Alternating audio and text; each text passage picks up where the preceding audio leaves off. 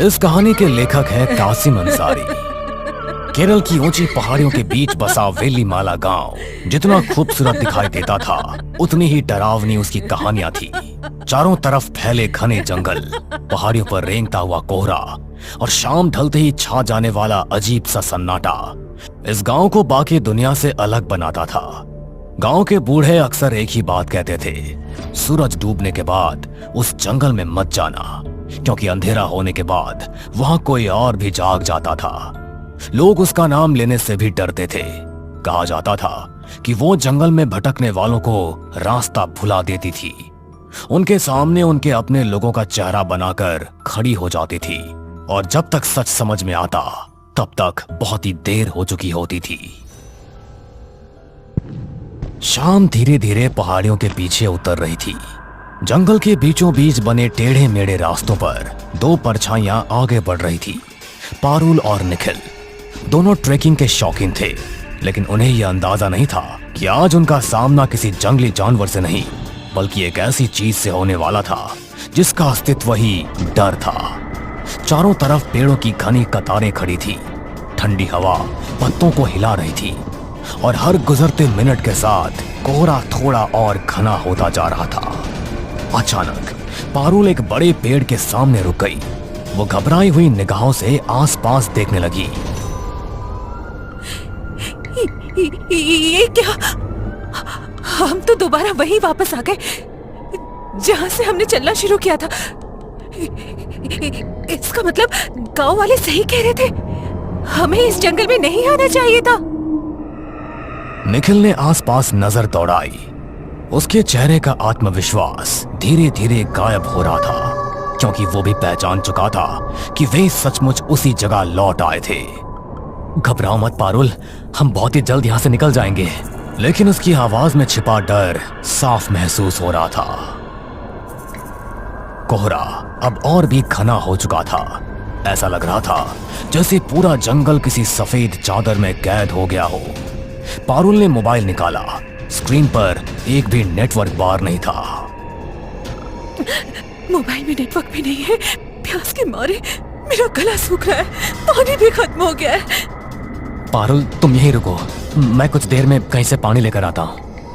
ये कहकर निखिल कोहरे में गायब हो गया। कुछ ही सेकंड में उसकी परछाई भी दिखाई देना बंद हो गई। अब वहां सिर्फ पारुल थी, और उसके चारों तरफ फैला हुआ अनंत सन्नाटा। हवा भी जैसे रुक गई थी। झिंगुरों की आवाजें अचानक बंद हो चुकी थी। पेड़ों के बीच ऐसा महसूस हो रहा था जैसे कोई उसे छिपकर देख रहा हो। तभी अचानक उसके पैर में एक तेज खिंचाव महसूस हुआ, जैसे किसी ने नीचे से उसका टखना पकड़ लिया हो। पारुल डरकर उछल पड़ी। कौन है? कौन है वहां? लेकिन जवाब में सिर्फ सन्नाटा मिला। इतना गहरा सन्नाटा जिससे उसका दिल और तेजी से धड़कने लगा। कुछ मिनट बाद कोहरे के भीतर से किसी के कदमों की आवाज सुनाई दी। पारुल ने राहत की सांस ली। निखिल हाथ में पानी की बोतल लिए उसकी ओर आ रहा था। क्या हुआ पारुल, तुम इतनी डरी हुई क्यों हो? क्यों? मुझे ऐसा लगा जैसे किसी ने मेरी टांग पकड़कर खींची हो। निखिल कुछ वक्त के लिए चुप रहा। उसने जंगल की तरफ देखा। लो पानी पी लो, हम यहां से चलते हैं। इस जगह से अब मुझे भी डर लगने लगा है। पारुल ने जल्दी जल्दी पानी पिया और दोनों आगे बढ़ने लगे। रास्ता पहले से भी ज्यादा सुनसान हो चुका था। पेड़ इतने घने थे कि ऊपर का आसमान दिखाई देना बंद हो गया था। कोहरे के बीच चलते हुए पारुल को लग रहा था कि वे किसी और दुनिया में प्रवेश कर चुके हैं। निखिल, हम कहाँ जा रहे हैं? जब मैं पानी लेने गया था तब मुझे एक नया रास्ता दिखाई दिया था। वही रास्ता हमें बाहर ले जाएगा। पारुल ने कोई जवाब नहीं दिया। उसके कदम लड़खड़ाने लगे थे। कुछ दूर चलने के बाद वो एक पत्थर के पास बैठ गई। पारुल, क्या हुआ? बस अब मुझ में चलने की ताकत नहीं बची। तभी उसकी नजर सामने एक पेड़ के नीचे पड़ी, और अगले ही पल उसके चेहरे का रंग उड़ गया। पेड़ के नीचे एक लाश पड़ी थी, उसकी आंखें भय से फटी हुई थी। चेहरे पर ऐसा आतंक था जैसे मरने से पहले उसने कोई अकल्पनीय चीज देख ली हो। लेकिन पारुल की चीख उस लाश को देखकर इसलिए नहीं निकली क्योंकि कोई मर चुका था। उसकी चीख इसलिए निकली क्योंकि वो लाश निखिल की थी। उसके हाथ कांपने लगे, सांसें रुकने लगी। उसने धीरे धीरे अपनी गर्दन घुमाई और अपने पीछे खड़े निखिल की तरफ देखा। लेकिन अब वहां निखिल नहीं था। वहां एक भयानक बूढ़ी औरत खड़ी थी। उसकी त्वचा सड़ी हुई दिखाई दे रही थी। सफेद बाल जमीन तक लटक रहे थे। आंखें पूरी तरह से काली थी और उसके चेहरे पर एक ऐसी मुस्कान थी जिसे देखकर किसी का भी खून जम जाए। वो बूढ़ी औरत बिना पैर झुकाए पारुल को घूर रही थी और फिर जंगल में पारुल की एक भयानक चीख गूंज उठी। चीख इतनी डरावनी थी कि दूर बैठे पक्षी भी अचानक उड़ गए और उसके बाद सब कुछ शांत हो गया। 2 दिन बीत चुके थे, लेकिन जंगल का रहस्य अब और गहरा हो चुका था। सुबह का समय था। गांव का रहने वाला राघव हाथ में लाठी लिए जंगल के रास्ते पर चल रहा था। राघव गांव वालों को जंगल से बचाने का काम करता था।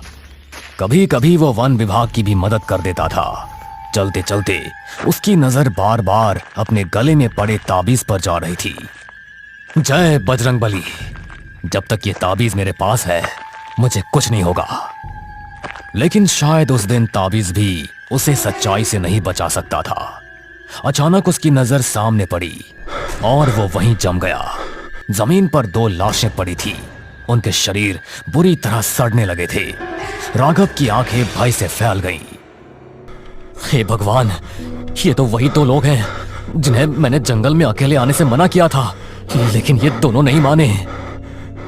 राघव के हाथ कांपने लगे। उसने एक बार जंगल की गहराइयों की तरफ देखा। उसे ऐसा महसूस हुआ जैसे कोहरे के बीच कोई उसे घूर रहा हो, कोई जो अभी भी वहीं मौजूद था। अगले ही पल राघव पूरी ताकत से गांव की तरफ भागने लगा। राघव पूरी ताकत से भागता हुआ गांव की तरफ दौड़ रहा था। उसके माथे पर पसीना था, सांसें बेकाबू हो चुकी थी और उसकी आंखों में ऐसा डर दिखाई दे रहा था जिसे शब्दों में बयान करना आसान नहीं था। कुछ ही देर बाद वो गांव के चौपाल के पास पहुंच गया। वह गांव का मुखिया कुछ लोगों के साथ बैठा हुआ था। राघव को उस हालत में देखकर सभी लोग खड़े हो गए। क्या हुआ राघव, तू इतना डरा हुआ क्यों है? राघव के होंठ कांप रहे थे। उसे बोलने में भी कठिनाई हो रही थी। मुखिया जी, 2 दिन पहले शहर से एक लड़का और एक लड़की घूमने के लिए आए थे। वे जंगल जाना चाहते थे। फॉरेस्ट ऑफिसर ने उन्हें मुझसे मिलवाया था। मैंने उनसे जितने पैसे मांगे उन्हें बहुत ज्यादा लगे और फिर वे अकेले ही जंगल में चले गए। मैंने उन्हें बहुत समझाया कि जंगल में अकेले मत जाओ, लेकिन उन्होंने मेरा मजाक उड़ाया। राघव की आवाज भर आ गई। अभी अभी मैं उनकी लाशें देखकर आ रहा हूं। ऐसा लग रहा था जैसे मरने से पहले उन्होंने कोई बहुत ही भयानक चीज देख ली हो। यह सुनते ही चौपाल पर सन्नाटा सा छा गया। मुखिया का चेहरा एकदम उतर गया, लेकिन अगले ही पल उसके चेहरे पर गुस्सा दिखाई देने लगा। राघव, तुझसे कितनी बार कहा है फॉरेस्ट ऑफिसरों की चाकरी करना छोड़ दे, बंद कर दे ये टूर गाइड का धंधा, लेकिन तू पैसों के लालच में सब कुछ भूल जाता है। मत भूल, तेरा भी एक परिवार है। तेरा ये लालच किसी दिन तुझे ऐसी मुसीबत में फंसाएगा जहां से तुझे कोई वापस नहीं ला सकता। राघव सिर झुकाकर खड़ा रहा क्योंकि वो जानता था कि मुखिया की बातों में सच्चाई थी। कुछ देर बाद मुखिया ने पुलिस को सूचना दे दी। शाम तक पुलिस की एक टीम गांव पहुंच गई। राघव की मदद से पुलिस वाले जंगल के भीतर गए। कोहरा उस दिन भी उतना ही घना था और जंगल उतना ही खामोश जैसे 2 दिन पहले था। कुछ घंटों बाद निखिल और पारुल की लाशें बाहर लाई गई। दोनों के चेहरे पर जमे हुए भय ने पुलिस वालों तक को बेचैन कर दिया था। किसी के शरीर पर कोई बड़ा हमला नहीं था, लेकिन दोनों की आंखें, ऐसा लग रहा था जैसे मरने से पहले उन्होंने मौत से भी ज्यादा डरावनी कोई चीज देख ली हो। औपचारिकताएं पूरी होने के बाद दोनों शव उनके घर भेज दिए गए और पूरे गांव पर एक अजीब सा सन्नाटा छा गया। 2 दिन बीत चुके थे, लेकिन गांव का डर कम होने के बजाय और बढ़ता ही जा रहा था। शाम का समय था। चौपाल पर मुखिया कुछ बुजुर्गों के साथ बैठा हुआ था। राघव भी वहीं मौजूद था। धीरे धीरे पहाड़ियों से कोहरा उतरना शुरू हो चुका था और हवा में एक अजीब ठंडक घुल रही थी। तभी एक बुजुर्ग ने मुखिया की तरफ देखा। मुखिया, अब तुमने क्या सोचा है? मुखिया कुछ क्षण चुप रहा, फिर उसने भारी सांस छोड़ी। मैंने तो सोच लिया है, अब हमें शहर से आने वाले लोगों को अपने घरों में ठहराना बंद करना होगा। सभी लोग चौंक गए। ये जगह जितनी सुंदर दिखाई देती है, असल में उतनी है नहीं। यहाँ की खूबसूरती लोगों को अपनी तरफ खींचती है, लेकिन वे नहीं जानते कि कभी कभी सबसे सुंदर दिखाई देने वाली चीजें ही सबसे खतरनाक होती है। चौपाल पर बैठे सभी लोग चुपचाप सुनते रहे। लोग पहाड़ देखते हैं, झरने देखते हैं, घना जंगल देखते हैं, लेकिन उन्हें वो नहीं दिखाई देता जो इस जंगल के भीतर जागता है। राघव धीरे से आगे आया। लेकिन मुखिया जी, अगर गांव वाले बाहर से आने वाले पर्यटकों को अपने घरों में ठहराना बंद कर देंगे तो गांव का रोजगार तो ठप हो जाएगा। आप जानते हैं कि यहाँ के आधे घरों का चूल्हा इन्हीं लोगों की वजह से ही जलता है।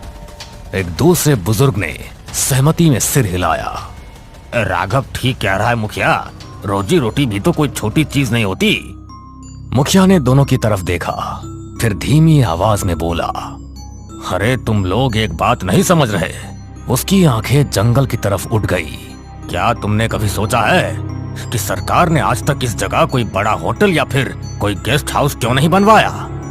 सभी लोग एक दूसरे का चेहरा देखने लगे। क्या सरकार के पास पैसे नहीं हैं? हैं? यहाँ के पर्यटन बढ़े, क्या वो नहीं चाहते हैं? चाहते हैं, फिर क्यों नहीं बनाया? क्योंकि सरकार भी सच्चाई जानती है। वो जानती है कि इस जंगल में खतरा है, लेकिन वो ये बात खुलकर नहीं बता सकती, क्योंकि जिस दिन सरकार ये मान लेगी कि कुछ जगहें इंसानों के लिए नहीं बनी, उस दिन लोग कहेंगे कि सरकार भी अंधविश्वास में यकीन करने लगी है।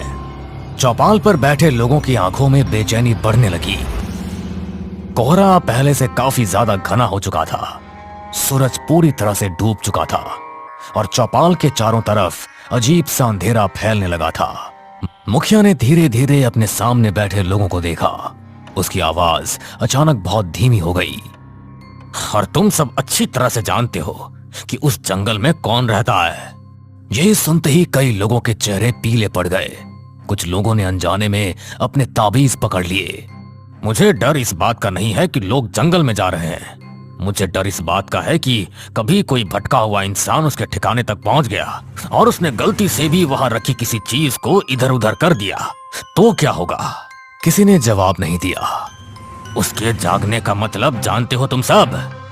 मुखिया की आवाज कांपने लगी। उसके जागने का मतलब होगा वेल्लीमाला का अंत। एक भी इंसान जिंदा नहीं बचेगा। ये सुनकर चौपाल पर बैठे सभी लोग सिहर उठे। राघव तक के चेहरे का रंग उड़ चुका था। लेकिन मुखिया जी, ये इस समस्या का हल नहीं है। हम पर्यटकों को यहाँ आने से चाहकर भी नहीं रोक सकते। मैं जानता हूँ, लेकिन उन्हें जंगल जाने से तो रोक सकते हैं। मुखिया धीरे धीरे खड़ा हो गया। उसकी आंखों में चिंता साफ दिखाई दे रही थी। आज से इस गांव में एक नया नियम लागू होगा। सभी लोग उसकी तरफ देखने लगे। अगर बाहर से आया हुआ कोई भी पर्यटक जंगल जाने की जिद करे, तो गांव का कोई भी आदमी उसे जंगल के अंदर नहीं लेकर जाएगा। न कोई गाइड, न कोई वाहन चालक, न कोई जंगल का रास्ता बताएगा, न कोई उसकी मदद करेगा। हवा का एक ठंडा झोंका चौपाल से गुजरा। और जो भी इस नियम को तोड़ेगा, उसका जिम्मेदार वो खुद होगा। इतना कहकर मुखिया वहां से चला गया। कुछ ही देर में चौपाल खाली हो गई, लेकिन जाते जाते हर आदमी एक बार जंगल की तरफ जरूर देख रहा था, जैसे अंधेरे के भीतर कोई उन्हें देख रहा हो। और उसी समय जंगल की गहराइयों में किसी बूढ़ी औरत की बहुत धीमी हंसी फिर से गूंज उठी।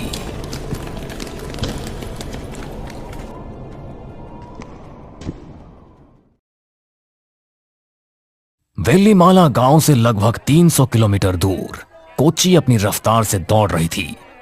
यहां न जंगलों का सन्नाटा था, न पहाड़ों पर उतरता कोहरा। यहां सिर्फ भीड़ थी, गाड़ियों का शोर था और लाखों लोगों की भागती हुई जिंदगी। लेकिन कभी कभी किसी इंसान की किस्मत का रास्ता इतनी दूर बैठकर भी उसी जगह की तरफ मुड़ जाता है जहां उसका इंतजार कुछ बहुत पुराना कर रहा होता है। अपने कमरे में बैठी कविता लैपटॉप पर कुछ खोज रही थी। कमरे की दीवारों पर कई खूबसूरत तस्वीरें टंगी हुई थी और उन्हीं तस्वीरों के बीच एक पुरानी पेंटिंग भी लगी थी जिसे वो बचपन से देखती आ रही थी। तभी दरवाजा खुला और कमरे में राहुल और प्रीति दाखिल हुए। कविता उन्हें देखकर खुशी के मारे मुस्कुरा उठी। अरे तुम दोनों अचानक? तुम्हारी जब से आर्यन के साथ शादी हुई है तुम तो अपने दोस्तों को भूल ही गई। कविता हंस पड़ी। नहीं नहीं, ऐसी कोई बात नहीं है। मैं और आर्यन तो आज तुम दोनों को कॉल करने ही वाले थे। आओ बैठो। चारों कॉलेज के दिनों से दोस्त थे। कभी एक दूसरे के बिना दिन नहीं गुजरता था, लेकिन पढ़ाई खत्म होने के बाद हर कोई अपनी अपनी जिंदगी में व्यस्त हो गया। कविता और आर्यन एक दूसरे को पसंद करते थे, इसलिए उन्होंने शादी कर ली। वहीं राहुल और प्रीति भी एक दूसरे को चाहते थे, लेकिन अभी तक उन्होंने शादी नहीं की थी। कुछ देर बाद कविता रसोई में गई और सबके लिए चाय लेकर वापस आई। चारों पुराने दिनों की बातें करने लगे। हंसी मजाक का दौर शुरू हो गया। तभी मुख्य दरवाजा खुला और आर्यन घर के अंदर आया। अपने दोस्तों को देखकर उसके चेहरे पर मुस्कान फैल गई। वाह, कितने दिनों बाद हम सब एक साथ बैठे हैं। अरे तुम तो शादी के बाद हमें भूल ही गए भाई, हमारी तरफ तो देखते भी नहीं। आर्यन हंस पड़ा।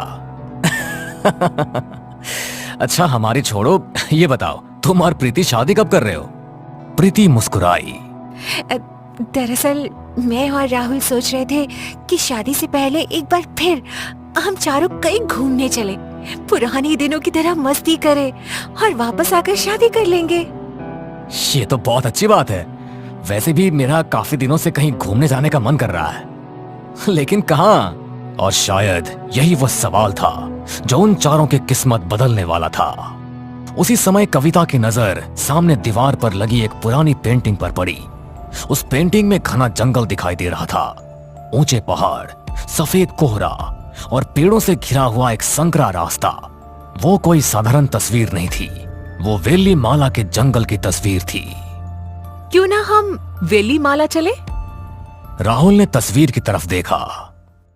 अरे ये तो केरल का वही गांव है ना, वेली माला? हाँ, मेरी माँ बताया करती थी कि मेरी दादी इसी गांव की रहने वाली थी। बाद में दादा दादी गांव छोड़कर शहर आ गए। ये मेरे पूर्वजों का गांव है, सुना है बहुत खूबसूरत जगह है। तो फिर तय रहा, हम वहीं चलेंगे। देखो, अगर कोई होटल या गेस्ट हाउस हो तो बुकिंग कर लेते हैं। कविता ने तुरंत लैपटॉप पर खोज शुरू कर दी। कुछ सेकंड बाद उसके चेहरे पर हैरानी दिखाई दी। अजीब बात है, यहाँ ना कोई होटल है ना कोई गेस्ट हाउस। यहाँ आने वाले पर्यटकों को गांव वाले अपने घरों में ठहराते हैं और उसके बदले पैसे लेते हैं। मतलब गांव में ही रहना पड़ता है। वाह, ये तो और भी अच्छा है। होटलों में तो बहुत रह चुके हैं, इस बार कुछ नया एक्सपीरियंस किया जाए। सच कहा, एडवेंचर का मजा भी तो इसी में है।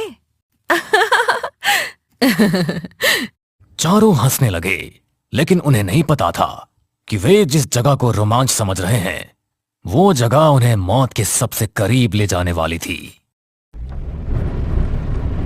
अगली सुबह सूरज निकलते ही चारों दोस्त अपनी लग्जरी कार में सफर पर निकल पड़े। सभी के चेहरे पर उत्साह था, हंसी थी, नई यादें बनाने का सपना था। लेकिन कई 100 किलोमीटर दूर वेली माला के जंगल में कुछ और ही चल रहा था। उसी जंगल के सबसे गहरे हिस्से में घने कोहरे के बीच एक पुराना पत्थरों का ढांचा खड़ा था, सैकड़ों साल पुराना, भूला हुआ और दुनिया की नजरों से छिपा हुआ। उसके भीतर अंधेरे में रखी कुछ वस्तुएं धीरे धीरे हिलने लगी, जैसे किसी अदृश्य शक्ति ने उन्हें छुआ हो। और उसी समय एक बूढ़ी औरत की काली आंखें अंधेरे में खुली। उसके चेहरे पर एक धीमी मुस्कान फैल गई। क्या यह सिर्फ संयोग था कि इतने वर्षों बाद किसी ऐसे व्यक्ति ने वेली माला लौटने का फैसला किया जिसके पूर्वज उसी गांव से जुड़े हुए थे? क्या कविता का परिवार सचमुच उस गांव को छोड़कर चला गया था? या फिर कोई ऐसा रहस्य था जिसे उससे छिपाया गया। जंगल की गहराइयों में एक भयानक हंसी गूंज उठी और कोहरा पहले से